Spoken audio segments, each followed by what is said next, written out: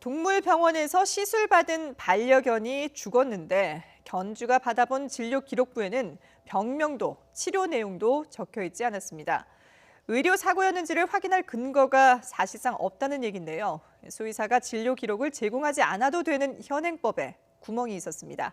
홍민기 기자가 취재했습니다. 정진우 씨는 5년 동안 키우던 반려견을 잃었습니다.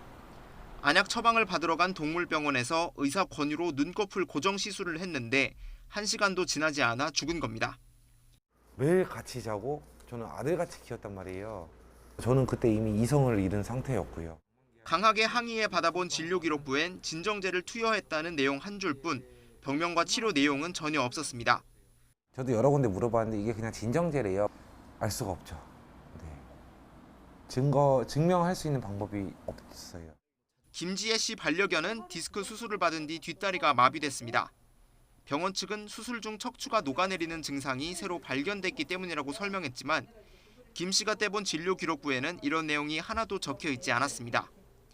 가장 중요하게 얘를 사망에 이르게 할 수 있는 질환이 언제 발견이 되었다는 안 적혀 있죠. 수술 중에 자기네들이 육안으로 확인을 했다. 하지만 저한테 연락하지 않은 거죠. 동물 의료 사고가 났을 때 결정적 증거가 되는 진료 기록부가 이처럼 부실한 건 현행 수의사법에 발급 의무가 없기 때문입니다.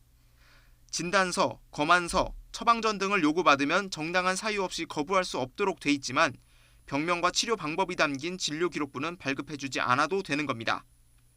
이딴 문제 제기에 21대 국회에서 수의사의 의무 발급 대상에 진료 기록부를 포함하는 법이 발의됐지만 그 진료에 대한 내용을 알 수 없었던 게 여태까지의 상황입니다. 올바른 수술이 받을 수 있었는지 그거에 대한 판단이 가능하도록. 수의사협회는 사람과 달리 동물의약품은 처방전 없이도 살 수 있어 진료 방법이 공개되면 위험한 자가치료가 잇따를 수 있다며 반발하고 있습니다. 그러나 시민단체는 의료사고 때 시비를 가리기 위해선 수술 관련 내용이라도 정확히 공개할 필요가 있다고 지적합니다. 보호자의 권리만 찾기 위해서 필요한 게 아니라 수의사님의 방어를 위해서도 저는 필요하다고 생각하거든요. 국내 반려동물 양육 인구 1,500만 시대.